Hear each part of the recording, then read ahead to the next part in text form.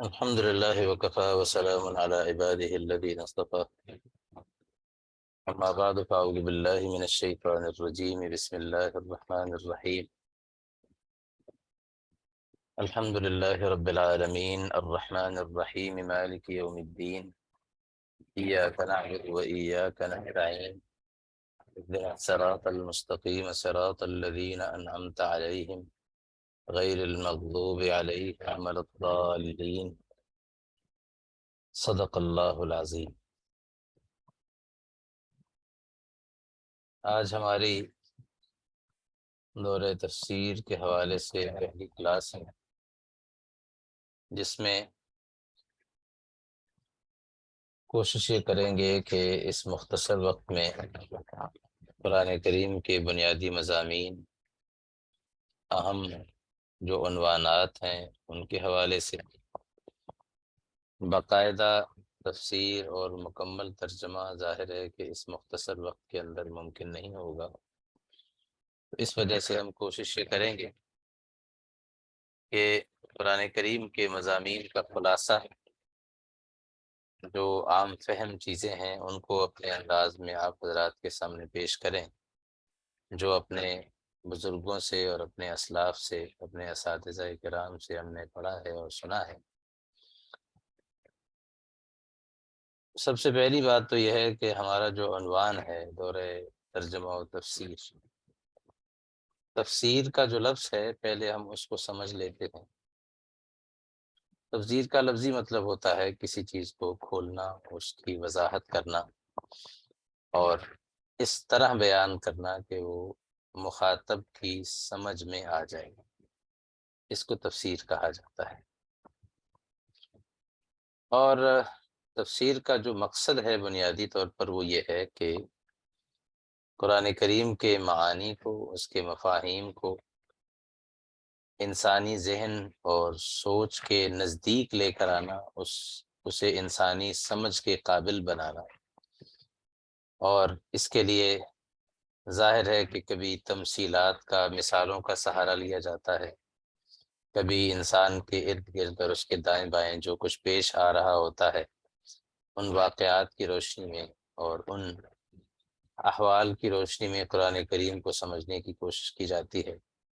اور اس کے لیے ہمارے جو اکابر نے، بزرگوں نے جو کچھ لکھا ہے تفاسیر کی روشنی میں، اس کے ذریعے سے قرآن کریم کو ہم سمجھتے ہیں. تو بنیادی طور پر قرآن کریم جو ہے یہ دراصل اس کی تفسیر کا بنیادی مقصد یہ ہے کہ انسان کی سمجھ کے قریب لے آئیں قرآن کریم کو، تاکہ اس کے اور رب العالمین کے درمیان جو فاصلہ ہے وہ ختم ہو، اور اللہ کا پیغام انسان اپنی استطاعت کے مطابق خود سمجھنے کی استطاعت اور ہمت اور کیپیسٹی پیدا کر لے. اس کو کہا جاتا ہے تفسیر. ظاہر ہے کہ بیان کرنے والے اللہ تعالیٰ ہوں اور کلام ان کا ہو، اور سمجھنے کے لیے ذہن اور عقل کام کر رہی ہو خود انسان کی، اور سمجھانے والا بھی درمیان میں کوئی انسان ہی ہو، تو اس اعتبار سے ظاہر ہے کہ بہت سارے گیپس پیدا ہو جاتے ہیں، درمیان میں بہت سارے خلا ہیں. ان خلاؤں کو، ان گیپس کو اپنی استطاعت کے مطابق پر کرنے کی کوشش کرنا، یہ دراصل انسان کی ذمہ داری ہے، تاکہ قرآن کریم اس کی عقل اور سمجھ کے قریب آ جائے.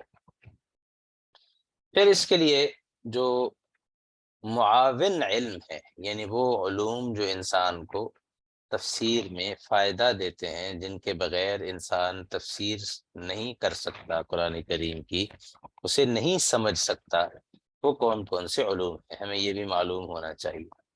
تو یاد رکھیے، اس میں سب سے پہلی چیز قرآن کریم خود بعض اوقات اپنی آیات کی تفسیر کرتا ہے، ان کی تشریح کرتا ہے. یعنی قرآن کریم کی بعض آیات جہاں ایک جگہ پر ان کو اجمال کے ساتھ مختصر انداز سے بیان کیا جاتا ہے، بعض اوقات ایسا بھی ہوتا ہے کہ اسی آیت کی تشریح اور اس کی وضاحت اور اس کی ایکسپلینیشن کسی دوسری آیت کے ذریعے سے ہو رہی ہوتی ہے.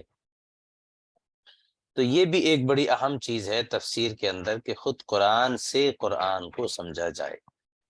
قرآن کریم کے مضامین کی وضاحت کرے۔ بعض اوقات ایسا بھی ہو جایا کرتا ہے۔ اس کی بہت ساری مثالیں ہیں، لیکن چونکہ وقت کم ہے تو مثالیں ہم پیش نہیں کرتے۔ دوسری جو تفسیر کے سمجھنے میں جو دوسرا علم انسان کے لیے مددگار ہوتا ہے وہ حدیث کا ہے، کیونکہ بہت ساری آیات ایسی ہیں جن کی وضاحت ہمیں احادیث مبارکہ کے اندر ملتی ہے، اس کے بغیر ہم قرآن کریم کی مختلف آیات کو شاید سمجھ بھی نہ سکیں۔ تو اس اعتبار سے یہ بھی ایک معاون علم ہے، گویا قرآن کے بعد قرآن کو سمجھنے کے لیے دوسرا علم ہے حدیث مبارکہ۔ تیسری چیز جو ہمارے لیے معاون ہوتی ہے وہ ہیں صحابہ کرام کے اقوال۔ یعنی ظاہر ہے کہ قرآن کریم جب نازل ہوا تو صحابہ کرام اس کے نزول کا اور نزول کے درمیان پیش آنے والے واقعات کا اپنی آنکھوں سے مشاہدہ کر رہے تھے، بلکہ یوں سمجھیے کہ بہت سے واقعات ایسے تھے جو انہی کے ساتھ پیش آ رہے تھے، جس کے نتیجے میں وہ قرآن پاک کو سمجھ رہے تھے۔ تو ان سے زیادہ ان احوال کا، اس صورتحال کا، اس سچویشن کا وٹنس یا گواہ اور کوئی نہیں ہو سکتا۔ اس لیے ان کی جو تشریحات ہیں، ان کے جو اقوال ہیں، ان کی جو کوٹیشنز ہیں، وہ بھی ہمارے لیے ایک بہت بڑا حوالہ ہیں، بہت بڑا سورس ہیں قرآن پاک کو سمجھنے کے لیے۔ اس کے علاوہ تیسری چیز جو ہمارے لیے بہت زیادہ، چوتھی چیز جو معاون ہوتی ہے وہ ظاہر ہے کہ عربی زبان ہے، زبان کو سمجھنا۔ تو پہلی چیز جو ہم نے ذکر کی تھی وہ تھا خود قرآن کریم، یعنی قرآن پاک کی بعض مختصر آیات کی بعض دوسری آیات کے ذریعے سے وضاحت، دوسرا احادیث مبارکہ، اور تیسری بات میں نے ذکر کی وہ اقوال صحابہ ہیں، اور چوتھی چیز جو میں ذکر کرنے لگا ہوں وہ ہے عربی زبان۔ ظاہر ہے کہ قرآن کریم عربی زبان میں ہے، تو عربیت کا ماہر ہونا، عربی زبان کے ساتھ مناسبت ہونا، یہ عجیب فتنوں کا دور ہے کہ جہاں بعض ایسے لوگ بھی ہوتے ہیں کہ جو نہ قرآن پاک کو سمجھتے ہیں نہ اس کی زبان جانتے ہیں، لیکن ان کا دعویٰ یہ ہوتا ہے کہ ہم قرآن پاک کو بہت سمجھتے ہیں اور ہم سے زیادہ بہتر تشریح اور تفسیر کوئی بیان نہیں کر سکتا۔ تو یہ ایک بہت بڑی غلط فہمی ہوتی ہے، بہت بڑی مسکنسیپشن پیدا ہو جاتی ہے ان لوگوں کی وجہ سے کہ ان کے نہ اپنے کنسیپٹ کلیئر ہوتے ہیں، نہ اپنے ان کے مضامین ان کو سمجھ آئے ہوتے ہیں، نہ وہ دوسروں کو کے کنسیپٹ کلیئر کرنے کی استطاعت رکھتے ہیں۔ تو اس طرح یہ قرآن کریم کے سمجھنے کے لیے یہ بہت ساری علوم ہیں، بہت ساری چیزیں ہیں جن کا سمجھنا ہمارے لیے ضروری ہوتا ہے، جن کے بارے میں ہمیں آگاہ ہونا چاہیے۔ اسی طرح ظاہر ہے جب آپ عربی زبان سمجھیں گے تو عربی زبان کے سمجھنے کے ساتھ ساتھ ہمارے لیے جو ایک بہت اہم چیز ہوگی وہ یہ کہ ہم یہ بھی سمجھ سکیں کہ عربی زبان کے ساتھ ساتھ اس کی جو، جب عربی زبان سمجھیں گے تو پھر اس میں گرامر ہوگی، اور گرامر کا سمجھنا، صرف نحو کا سمجھنا، جو حضرات عربی زبان سے واقف ہیں وہ جانتے ہیں کہ یہ بھی کتنی اہمیت رکھتی ہیں یہ ساری چیزیں۔ تو یہ تو وہ بنیادی بہت ساری چیزیں میں یہاں پہ اسکپ کر رہا ہوں، بیسکس میں آپ حضرات کے سامنے عرض کر رہا ہوں۔ یہ بنیادی چیزیں ہیں جنہیں علم ہونا چاہیے اس شخص کو جو تفسیر پڑھا رہا ہے یا تفسیر کے بارے میں علم حاصل کر رہا ہے، تو اسے معلوم ہو کہ ہمارا علم کا سورس کون کون سی چیزیں ہیں، ہمارا علم کا ذریعہ کون کون سے علوم ہو سکتے ہیں۔ اس کے بعد ایک بات اور بھی ہے کہ قرآن کریم جو جب ہم سمجھنے کی کوشش کرتے ہیں تو حضرت شاہ ولی اللہ رحمۃ اللہ علیہ نے ایک بڑی اہم بات لکھی ہے، وہ نقطہ ہمارے ذہن میں ہونا چاہیے۔ وہ یہ کہ آپ نے دنیا میں بہت سارے فلاسفر دیکھے ہوں گے، بہت سارے محقق دیکھے ہوں گے، ان کی جب آپ کوئی کتاب پڑھتے ہیں تو وہ بڑی پیچیدہ ہوتی ہے، اس کے اندر وہ کہا جاتا ہے کہ جس بندے کی بات جتنی زیادہ پیچیدہ ہوتی ہے اسے اتنا ہی زیادہ فلاسفر اور دانشور سمجھا جاتا ہے۔ لیکن علماء کرام یہ فرماتے ہیں کہ قرآن کریم اللہ رب العزت نے عوام کی زبان میں نازل کیا ہے۔ اس کے مضامین بڑے واضح ہیں، اور اس کو پبلک لینگویج کے ساتھ بڑے بڑے مضامین بھی عوامی زبان کے اندر اس میں بیان کیے جاتے ہیں، اور عوام کی زبان کے اندر اللہ تعالیٰ قرآن کریم کو بیان کرتے ہیں۔ کوئی بڑی فلسافیکل قسم کی بحثیں نہیں ہیں، سادہ انداز میں، سادہ طریقے کے ساتھ اللہ تعالیٰ اپنے مدعا کو، اپنے دعوے کو، اپنی بات کو انسانیت کے سامنے رکھتے ہیں، بڑے سادہ انداز کے ساتھ۔ اور بہت بڑا بڑا مسئلہ بھی اس سادگی کے ساتھ اللہ تعالیٰ بیان فرما دیتے ہیں کہ ہر سطح کا انسان، چاہے وہ ایک عام آدمی ہو کسی محلے اور گلی میں رہنے والا، اور چاہے وہ ایک بہت ذہین اور دانشور قسم کا انٹلیکچوئل لیول کا کوئی شخص ہو، وہ بھی اس کو بڑی آرام کے ساتھ سن سکتا ہے، سمجھ سکتا ہے، اپنی عقل کو اس کے لیے استعمال کر سکتا ہے، اور ہر سطح کا آدمی اپنی ذہنی سطح کے مطابق، اپنے انٹلیکچوئل لیول کے مطابق اس سے استفادہ کرتا ہے۔ یہ قرآن کریم کا وہ کمال ہے جو دنیا کی شاید اور کسی کتاب میں نہیں پایا جاتا۔ یہ ایک بڑی اہم اور بنیادی بات ہے کہ قرآن کریم کے جو موضوعات ہیں وہ عوامی زبان کے اندر ہیں، بہت مشکل، بڑی فلسافیکل قسم کی کوئی کمپلیکسٹی اس کے اندر نہیں ہے، پیچیدگی نہیں ہے۔ اس لیے اللہ تعالیٰ قرآن کریم میں خود بھی فرماتے ہیں، سورہ قمر کے اندر 27ویں پارے میں ایک ہی آیت 4 بار دہرائی گئی ہے، فرمایا وَلَقَدْ يَسَّرْنَا الْقُرْآنَ لِلذِّكْرِ فَهَلْ مِن مُدَّكِرٍ، اور ہم نے قرآن کو نصیحت کے لیے، سمجھنے کے لیے آسان بنایا ہے، تو کیا کوئی ہے نصیحت حاصل کرنے والا؟ یہ ایک ہی آیت انہی الفاظ کے ساتھ 4 بار اسی آیت میں، اسی صورت میں اللہ رب العزت نے دہرائی ہے۔ تو گویا اللہ تعالیٰ خود دعویٰ کرتے ہیں کہ یہ قرآن آسان ہے، اور اس کے اندر آسانی ہے۔ لیکن ظاہر ہے کہ کوئی علم کتنا بھی آسان ہو، کتنی بھی اس کے اندر آسانی ہو، انسان کو اس کو سمجھنے کے لیے بنیادی باتیں تو آنا ضروری ہے، اور وہ بنیادی باتیں ظاہر ہے کہ اس کے لیے کسی رہنما کی اور کسی گائیڈ کی ضرورت ہوتی ہے، اس کے بغیر انسان اس کو سمجھنے کے قابل نہیں ہوتا۔ تو یہ چند بنیادی باتیں تھیں جو میں نے آپ حضرات کے سامنے رکھی ہیں۔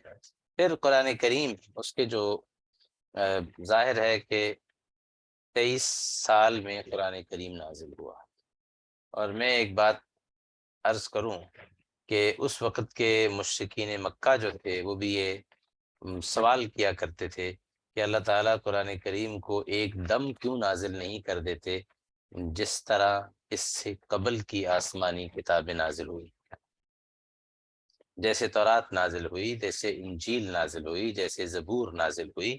حضرت موسیٰ علیہ السلام کو تورات تختیوں میں لکھی ہوئی اکٹھی ایک ہی دفعہ دے دی گئی تھی، ویسے قرآن کریم نازل کیوں نہیں ہوا؟ تو اللہ تعالیٰ نے خود ہی 19ویں پارے میں سورۃ الفرقان میں اس کا جواب ارشاد فرمایا ہے۔ اللہ تعالیٰ اس کا جواب یہ دیتے ہیں کہ وَقَالُوا لَوْلَا نُزِّلَ عَلَيْهِ الْقُرْآنُ جُمْلَةً وَاحِدَةً، یہ لوگ آپ سے سوال کرتے ہیں کہ قرآن پاک اکٹھا ان پر کیوں نازل نہیں کر دیا گیا؟ تو اللہ تعالیٰ فرماتے ہیں کذالک، ہم نے ایسا ہی کیا ہے، اکٹھا نازل نہیں کیا، لنثبت به فؤادک، تاکہ اس کے ذریعے سے آپ کے دل کو مضبوط بنائیں، یعنی روز آنے والی نئی مشکلات میں ہر دن آپ کو ہم تسلی دیں، ہر دن آپ کے لیے ہم آسانی پیدا کریں، تاکہ ہر آنے والا دن آپ کے لیے سہولت کا اور آسانی کا دن ہو۔ تو کذالک لنثبت به فؤادک، اور ورتلناہ ترتیلا، اور ساتھ ساتھ اللہ تعالیٰ فرماتے ہیں ہم نے ٹھہر ٹھہر کر یہ قرآن آپ کے سامنے اتارا ہے۔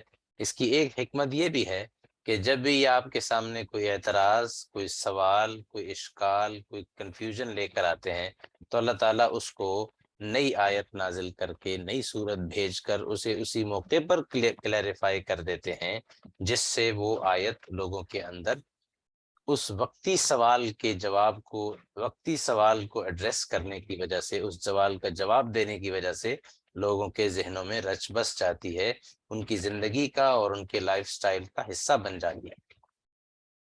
تو یہ ایک بڑی اہم بات تھی کہ اللہ رب العزت نے اس کی اہمیت بیان فرمائی کہ ایک دفعہ کیوں نازل نہیں ہوا، تاکہ یہ سوسائٹی کا حصہ بن جائے۔ یہ ایک ایسی کتاب نہ سمجھی جائے کہ جو انسان یہ سمجھے کہ جس کا میری لائف کے ساتھ، میری زندگی کے ساتھ، میرے روزمرہ مسائل کے ساتھ، میری پرابلمز کے ساتھ اس کا کوئی تعلق نہیں ہے۔ حقیقت یہ ہے کہ قرآن کریم کا انسان کے مسائل کے ساتھ، اس کے پرابلمز کے ساتھ، اس کے ایشوز کے ساتھ بڑا گہرا تعلق ہے، اور قرآن کریم ہی ہے کہ جو انسانیت کے چاہے وہ انفرادی مسائل ہوں یا ان کے اجتماعی مسائل ہوں، ان کے حل کا ایک قابل عمل، ایک پریکٹیکل راستہ انہیں مہیا کرتا ہے۔ بہرحال سورۃ الفاتحہ اب ہم شروع کر رہے ہیں۔ تو سورۃ الفاتحہ، پہلے تو یہ سمجھنا چاہیے کہ قرآن کریم بنیادی طور پر 30 پاروں پر مشتمل ہے، اور اس قرآن کریم کے اندر 114 صورتیں ہیں۔ عام طور پر یہ سوال ہوتا ہے کہ قرآن کریم کی جو مختلف صورتیں ہیں، لفظ صورت جو ہے اس کا مطلب کیا ہوتا ہے؟ یاد رکھیے، اس کا ایک مطلب تو ہوتا ہے رفعت اور بلندی۔ تو چونکہ قرآن کریم ایک عظمت والی اور بلندی والی کتاب ہے، اس لیے اس کے ہر حصے کو سور کے لیے سورت کا لفظ استعمال کیا جاتا ہے۔ دوسرا معنی اس کا یہ بھی کیا جاتا ہے کہ یہ جو لفظ ہے سورت کا، اس کا معنی ہوتا ہے حد بندی کرنا ہے۔ جیسے دو ملکوں کے درمیان جب ان کا جغرافیہ طے کیا جا رہا ہوتا ہے تو وہاں ان کی کوئی باؤنڈری سیٹ کی جاتی ہے، تو گویا قرآن کریم کے ہر حصے کے اندر یہ جو الگ الگ صورتیں ہیں، یہ الگ الگ باؤنڈریاں ہیں، الگ الگ دائرے ہیں، ان میں سے ہر ایک کے اندر الگ الگ باتیں بیان کی گئی ہیں، اس لیے ہر نئے حصے کو الگ صورت کے نام سے تعبیر کیا جاتا ہے۔ پھر الفاتحہ، فاتحہ کا مطلب ہوتا ہے وہ چیز جس سے آغاز کیا جا رہا ہو، جس سے کوئی بات شروع کی جا رہی ہے۔ تو قرآن کریم کا آغاز چونکہ اس صورت کے ذریعے سے ہو رہا ہے، اس لیے اس صورت کا نام سورۃ الفاتحہ ہے۔ اس کے اور بھی بہت سارے نام ہیں، سورۃ الشفا بھی اس کو کہا جاتا ہے، اس سورت کو سورۃ الدعاء بھی کہتے ہیں، الوافیہ بھی کہا جاتا ہے۔ مختلف نام ہیں اس سورت کے، اس کی مختلف خاصیتوں کے اعتبار سے۔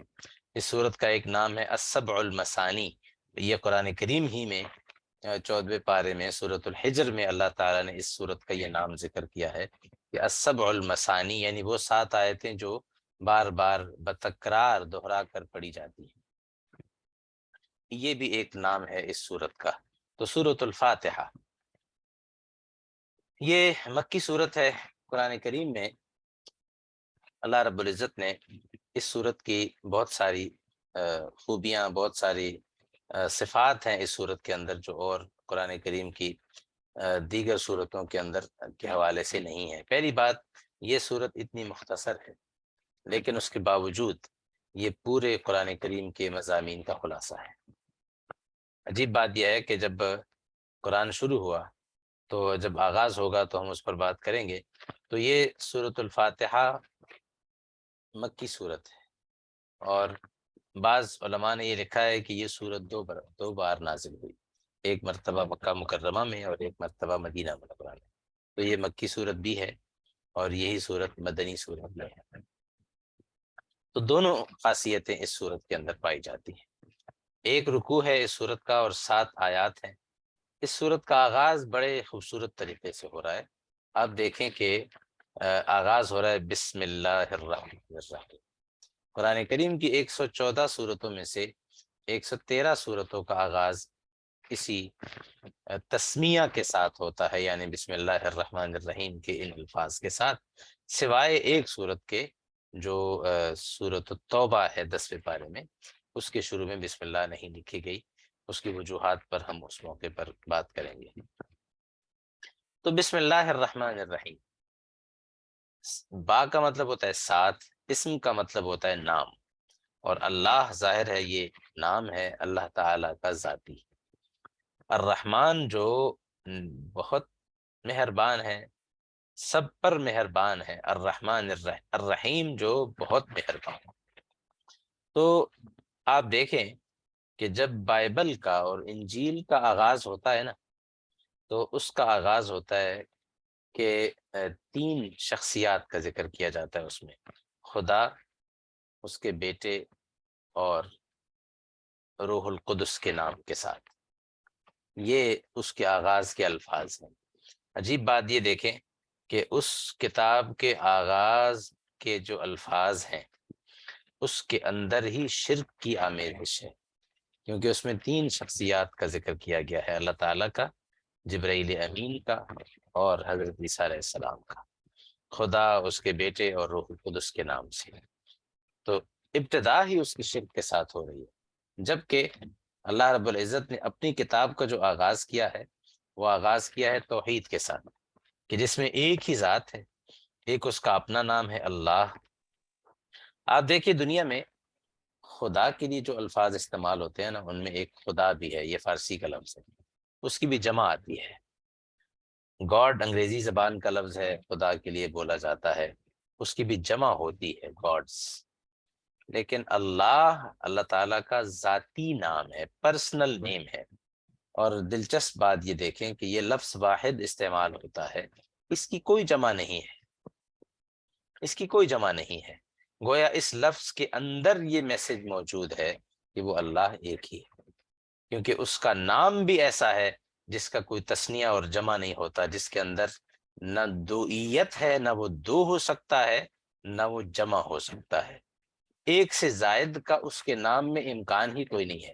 اس لیے آپ دیکھیں کہ لفظ گاڈ دنیا کے ہر خدا کے لیے استعمال ہو سکتا ہے، جو بھی کسی خدا کو دنیا میں مانتا ہو وہ لفظ اس کے لیے استعمال ہو جاتا ہے۔ فارسی میں جو خدا کا لفظ ہے وہ بھی اسی طرح ہے، لیکن لفظ اللہ ایک ہی ذات کے لیے استعمال ہوتا ہے، اور وہ اللہ ہے۔ وہ اس کی ذات کے لیے کے علاوہ اور کسی کے لیے یہ لفظ استعمال نہیں ہوتا، جس کا نہ کوئی تثنیہ ہے نہ کوئی جمع ہے۔ یہ اس نام کی عظمت ہے۔ ہمارے بزرگوں نے تو اس نام کے اندر جو راز چھپے ہوئے ہیں، اس کی جو عظمت ہے، ان پر بھی مستقل باقاعدہ کئی جلدوں پر مشتمل کتابیں لکھی گئی۔ دوسرا لفظ جو ذکر ہوا ہے وہ ہے الرحمن، اور تیسرا لفظ یہاں ہے الرحیم۔ یہ دونوں اللہ تعالیٰ کے نام ہیں، لیکن اللہ تعالیٰ کی صفت بیان کرنے کے لیے ہیں۔ دلچسپ بات یہ ہے کہ ان دونوں میں اللہ تعالیٰ کی ایک ہی صفت بیان ہوئی، اور وہ صفت ہے رحمت کی۔ گویا اللہ تعالیٰ انسانیت کو کوئی ایسا پیغام نہیں دے رہے کہ اللہ ایسی ذات ہے جو بڑی غضبناک ہے، جو بڑے غصے والی ہے، نہیں۔ اللہ تعالیٰ پیغام دیتے ہیں کہ اللہ ایسی ذات ہے جو بڑی مہربان ہے، جس کے اندر انسانیت کے لیے شفقت ہے، انسانیت کے لیے اس کے اندر رحمت ہے، وہ انسانوں پر مہربان ہے۔ اور حدیث پاک کے مطابق ایک حدیث قدسی ہے کہ رسول اللہ صلی اللہ علیہ وسلم ارشاد فرماتے ہیں کہ غلبت رحمتی غضبی، کہ میری جو رحمت ہے وہ میرے غصے پر غالب ہے، میرا رحمت کا پیمانہ میرے غصے کے پیمانے سے کہیں زیادہ ہے۔ تو یہ میسج اللہ تعالیٰ نے اپنی کتاب کا آغاز کرتے ہوئے اپنی جن دو صفاتی ناموں کا ذکر کیا ہے وہ دونوں رحمت سے متعلق ہیں۔ اس کے اندر بھی پیغام ہے کہ بہرحال وہ رحیم زیادہ ہے، وہ اتنا قہار نہیں ہے جتنا وہ رحیم ہے۔ تو الرحمن الرحیم، الرحمن اور الرحیم دونوں رحمت سے متعلق ہیں، ان کے اندر کچھ تھوڑا سا فرق ہے۔ الرحمن کی جو رحمت ہے وہ بہت عام ہے، سب کے لیے ہے، وہ کافر کے لیے بھی ہے، وہ مومن کے لیے بھی ہے۔ اس لیے آپ دیکھیں اس دنیا میں اللہ تعالیٰ سب پر مہربان ہوتے ہیں، ان کی رحمت اس کائنات میں صرف مسلمانوں پر نہیں ہوتی، صرف مؤمنین پر نہیں ہوتی، اس کی رحمت کافروں پر بھی ہوتی ہے۔ اسی رحمت ہی کا تو نتیجہ ہے کہ وہ اس زمین پر رہتے بھی ہیں، اور اللہ تعالیٰ انہیں ان کی ضروریات بھی مہیا کرتے ہیں، اور ان کے ساتھ اپنی شفقت کا برتاؤ بھی کرتے ہیں۔ کبھی انہیں اپنے ان بندوں سے بھی زیادہ دے دیتے ہیں اس دنیا کی نعمتیں جو اللہ تعالیٰ کے پسندیدہ ہیں، جن کے ساتھ اللہ کا ایمان کا اور وہ رشتہ ہے، ان سے بھی اللہ تعالیٰ اللہ تعالیٰ ان سے بھی زیادہ انہیں عنایت کر دیتے ہیں۔ تو الرحمن الرحیم، وہ سب پر مہربان ہے، الرحیم بہت مہربان ہے، جس کی رحمت بہت زیادہ ہے۔ یہ جو جملہ ہے، یہ جو لفظ ہے، یہ کثرت رحمت بیان کرنے کے لیے آتا ہے، یعنی اگر سب پر نہیں بھی ہے لیکن جن پر ہے وہ بہت زیادہ ہے۔ یہ اس کا تعلق علماء کے مطابق آخرت کے ساتھ، کہ وہاں اگلی دنیا میں، آخرت میں اللہ کی ایک رحمت ایسی ہوگی جو اپنے ماننے والے، ایمان والے بندوں پر ہوگی، لیکن وہ اس قدر وسیع ہوگی کہ اس دنیا میں اس کے پیمانہ نہیں ہے انسانوں کے پاس اس کو ناپنے کا۔ مالک یوم الدین، تو آگے اللہ تعالیٰ فرماتے ہیں، اس صورت کا آغاز ہو رہا ہے الحمد للہ رب العالمین۔ الحمد کا معنی ہے تمام تعریفیں اللہ، اس اللہ کے لیے ہیں، رب العالمین جو تمام جہانوں کا پالنے والا ہے۔ اب الحمد، حمد کا مطلب ہوتا ہے تعریف، جو کسی کی خوبی اور اس کی کسی اچھائی اور اس کے کمال پر کسی کی جو تعریف کی جائے اسے حمد کہا جاتا ہے۔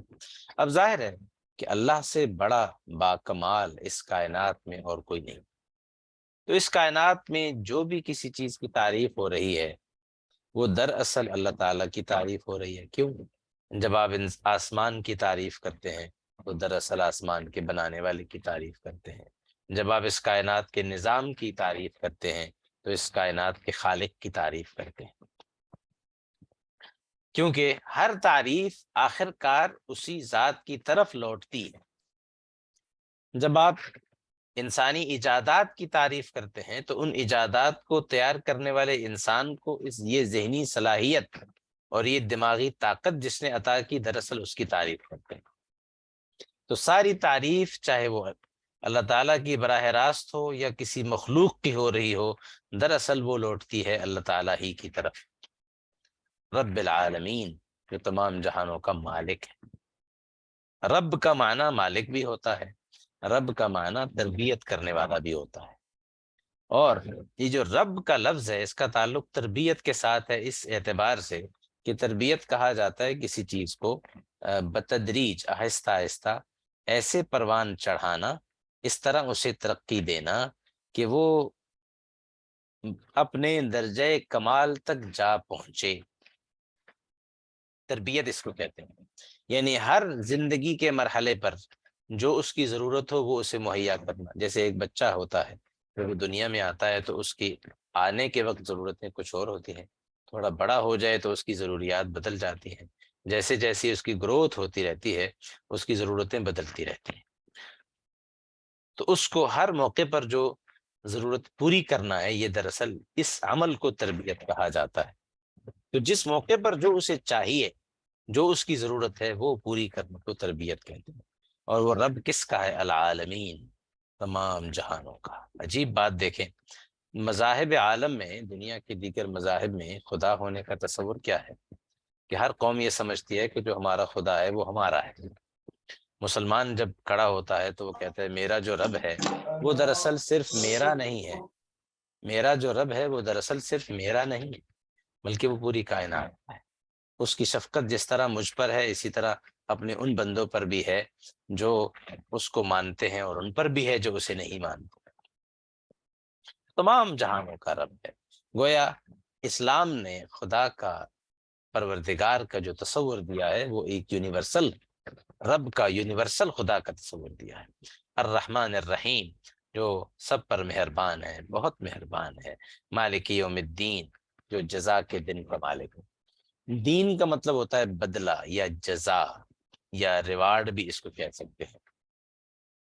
تو وہ اس دن کا مالک ہے۔ عجیب بات دیکھیں، اللہ تعالیٰ ویسے تو ساری کائنات کے مالک ہیں، اس جہان کے بھی مالک ہیں، اس جہان کے بھی مالک ہیں، لیکن اس جہان میں رہتے ہوئے انسان کسی نہ کسی درجے میں یہ کلیم کرتا ہے کہ میں بھی اس جہان کا مالک ہوں۔ وہ کسی بادشاہ کا بڑا خوبصورت جملہ ہے، مامون الرشید کے بارے میں لکھا ہے کہ جب اس کا انتقال ہونے کا وقت آیا تو اس نے اللہ تعالیٰ سے دعا کی، اپنا ہاتھ آسمان کی طرف پھیلایا اور یہ کہا، یا من لا یزال ملکہ ارحم علی من قد زال ملکہ، اے وہ ذات جس کی بادشاہت کبھی ختم نہیں ہوگی، اس بندے پر رحم کر دے جس کی بادشاہت ختم ہونے والی ہے۔ تو انسان کی بادشاہت کا تو یہ حال ہے، لیکن انسان اس دنیا میں بادشاہت کا، ملکیت کا دعوے دار ہوتا ہے، لیکن قیامت کے دن جب قائم ہوگا تو اس دن کوئی دعوے دار نہیں ہوگا اپنی ملکیت کا، اپنی بادشاہی کا۔ اس لیے کہا اس دن اکیلا ہی مالک ہوگا، اور وہ اللہ تعالیٰ۔ ایاک نعبد و ایاک نستعین، ہم تیری ہی عبادت کرتے ہیں اور تجھ ہی سے مدد چاہتے ہیں، تجھ ہی سے مدد چاہتے ہیں۔ یہاں پر نعبد عبادت کسے کہتے ہیں؟ عبادت ہمارے ہاں اس کا تصور ہوتا ہے کہ جیسے کوئی انسان مصلی پر بیٹھ جائے اور پھر اس کے بعد اللہ تعالیٰ کی بندگی شروع کر دے، نماز پڑھے تو عبادت، روزہ رکھے تو عبادت۔ عبادت حالانکہ ایک جامع کنسپٹ ہے، جامع تصور ہے۔ بعض علماء نے، علامہ شریف الدین جرجانی نے اس کی بڑی تعریف کی ہے، بڑی ڈیفینیشن اس کی بیان کی ہے، کہ وہ کہتے ہیں فعل المکلف علی خلاف ہوا نفسہ تعظیما لربہ، یہ عبادت ہوتی ہے۔ یعنی وہ کام جو کوئی ذمہ دار، ایک رسپانسبل شخص سر انجام دیتا ہے، اور وہ اپنی خواہش کو دبا کر سر انجام دیتا ہے، اور اپنے رب کی عظمت کا اقرار کرتے ہوئے جو وہ کام کرتا ہے اپنی خواہش کے برخلاف، وہ عبادت ہوتا ہے۔ وہ عبادت دکان پر بیٹھ کر بھی ہو سکتی ہے، اس سینس میں کہ انسان کا جی چاہ رہا تھا، خواہش یہ تھی کہ زیادہ مال کمانے کے لیے خیانت کر لے یا جھوٹ بول دے، لیکن اس نے جھوٹ نہیں بولا اور خیانت نہیں کی، اپنی خواہش کو دبایا، اور اپنے پروردگار کی بڑائی اور اس کی عظمت کا پاس رکھتے ہوئے اس نے اپنے رب کے حکم کی پاسداری کی اور اللہ کے حکم کو پورا کر دیا۔ یہ اس نے عبادت کا کام سر انجام دیا۔ ایاک نعبد، اے اللہ ہم آپ ہی کی عبادت کرتے ہیں، وہ ایاک نستعین، اور زندگی کے معاملات میں جب ہم کسی مشکل میں پھنستے ہیں تو اے اللہ اس وقت ہم اس مشکل کے حل کے لیے بھی آپ ہی کی طرف رجوع کر لیں۔ اہدنا الصراط المستقیم، اب یہاں سے دعا شروع ہو رہی ہے، اسی وجہ سے اس سورت کو سورت الدعا بھی کہا جاتا ہے۔ یہ وہ بنیادی دعا ہے جو انسان کی سانس سے بھی زیادہ ضروری ہے۔ انسان کو اس کائنات میں ہوا ملے، یہ اس ہوا کے ملنے سے بھی زیادہ ضروری دعا ہے۔ اس لیے اگر انسان کو یہ دعا اس کو حاصل ہو گئی اور وہ ہدایت کے راستے پر چل پڑا تو اس کے سارے مسائل حل ہو جائیں گے۔ زندگی کی مشکلات کے باوجود اس کی ہمیشہ کی دائمی زندگی سمجھ جائے گی۔ تو اہدنا، اے اللہ ہماری رہنمائی کر، اہدنا ہمیں چلا دے، الصراط المستقیم سیدھے راستے پر۔ صراط المستقیم کیا ہوتا ہے؟ آگے اللہ تعالیٰ اس کی خود وضاحت کرتے ہیں۔ کیا فرمایا؟ صراط الذین انعمت علیہم، ان لوگوں کا راستہ جن پر آپ نے انعام فرمایا، غیر المغضوب علیہم، نہ کہ ان لوگوں کا جن پر آپ کا غضب نازل ہوا ہے، ولا الضالین، اور نہ ان لوگوں کا راستہ جو بھٹکے ہوئے ہیں۔ ان کے راستے کی ہمیں ہدایت عطا فرما جن پر آپ نے انعام کیا ہے، ان کا راستہ بھی نہیں جن پر آپ کا غضب نازل ہوا، اور ان کے راستے سے بھی ہمیں بچا لے جو بھٹکے ہوئے ہیں، گمراہ ہو چکے ہیں۔ اب یہاں پر 3 طبقوں کا ذکر آیا ہے، 3 طبقوں کا، عجیب بات ہے، اور یہ بات بڑی اہمیت رکھتی ہے۔ فرمایا پہلی بات ان لوگوں کا راستہ جن پر آپ نے انعام فرمایا۔ اب سوال یہ کہ انعام یافتہ لوگ کون ہیں؟ اللہ تعالیٰ قرآن کریم کی ایک دوسری آیت میں، جس میں نے شروع میں عرض کیا کہ بعض اوقات ایک آیت مختصر ہوتی ہے، اس کے اندر وہ اس بات کی وضاحت نہیں ہوتی، قرآن کریم ہی کی دوسری آیت اس کی وضاحت کر دیتی ہے، اور اس کا تذکرہ ہے سورۃ النساء میں 5ویں پارے میں۔ اللہ تعالیٰ فرماتے ہیں اولئک الذین انعم اللہ علیہم، وہ لوگ جن پر اللہ نے انعام کیا۔ وہ کون لوگ ہیں؟ من النبیین والصدیقین والشہداء والصالحین، انبیاء، صدیقین، شہداء اور صالحین، نیک لوگ۔ یہ 4 انعام یافتہ طبقے ہیں جن کے بارے میں یہ دعا کی گئی ہے کہ اللہ مجھے ان کے راستے پر چلا دے۔ اور دوسرا، نہ ان کے راستے پر جن پر آپ کا غضب نازل ہوا، اور نہ ان کے راستے پر جو بھٹکے ہوئے ہیں۔ اب غضب میں اور بھٹکے ہوئے میں فرق کیا ہے؟ یاد رکھیے انسان کے بھٹکنے کے اسباب دو ہوتے ہیں۔ ایک یہ ہوتا ہے کہ انسان کو راستہ ہی معلوم نہ ہو، وہ بھٹک جائے، منزل تک نہ پہنچ سکے۔ یہ ہوتا ہے ولضالین، کہ اللہ ہمیں بھٹکے ہوئے لوگوں میں شامل نہ فرما، ان لوگوں کے راستے پر نہ چلا جنہیں راستہ معلوم ہی نہیں ہے۔ ان لوگوں کا مسئلہ یہ ہے کہ ان کے پاس علم کی کمی ہے، اور غیر المغضوب علیہم، وہ لوگ جن پر آپ کا غضب نازل ہوا، یہ وہ لوگ ہیں جن کے پاس علم موجود ہے، اس کے باوجود وہ اس سیدھے راستے پر چلنے کے لیے تیار نہیں ہے جو اللہ رب العزت نے ان کو دکھایا ہے۔ وہ اپنی خواہشات کو ترجیح دیتے ہیں اللہ کی دی ہوئی ہدایت اور اللہ تعالیٰ کے عطا کیے ہوئے علم کے مقابلے، وہ اپنی خواہشات کو آگے رکھتے ہیں۔ یہ لوگ ہیں جن کے بارے میں کہا گیا ہے کہ اے اللہ ہمیں ان کے راستے سے بھی بچا لیجیے، غیر المغضوب علیہم ولا الضالین۔ تو اس سے پتہ یہ چلا کہ انسان کی گمراہی کے اسباب دو ہیں۔ ایک یہ کہ اس کے پاس علم نہ ہو، دوسرا یہ ہے کہ اس کے پاس علم موجود ہو لیکن علم کے ہونے کے باوجود وہ اس علم پر چلنے کے بجائے اپنی خواہشات کی پیروی کرے۔ یہ چیز انسان کے لیے گمراہی کا باعث ہوتی ہے۔ تو گویا ہم اللہ تعالیٰ سے یہ دعا کر رہے ہیں کہ اللہ ہمیں علم بھی عطا فرما، اس پر عمل کی توفیق بھی دے، جیسے آپ نے ان لوگوں کو دی جو دنیا میں آپ کے انعام یافتہ بندے کہلاتے ہیں۔ ہمیں ایسا بھی نہ بنا کہ ہمارے پاس علم ہی نہ ہو، اور ایسا بھی نہ بنا کہ ہمارے پاس علم ہو لیکن اس کے باوجود ہم بھٹکے ہوئے لوگ ہوں، اور اس کے باوجود ہم اپنی خواہشات، اپنی ذاتی آرزوؤں اور تمناؤں کے پیچھے بھاگتے رہیں، اور آپ کے بتائے ہوئے راستے سے ہم اعراض کرتے رہیں، اسے اگنور کرتے رہیں۔ اللہ تعالیٰ ہمیں اس سے بھی محفوظ فرما۔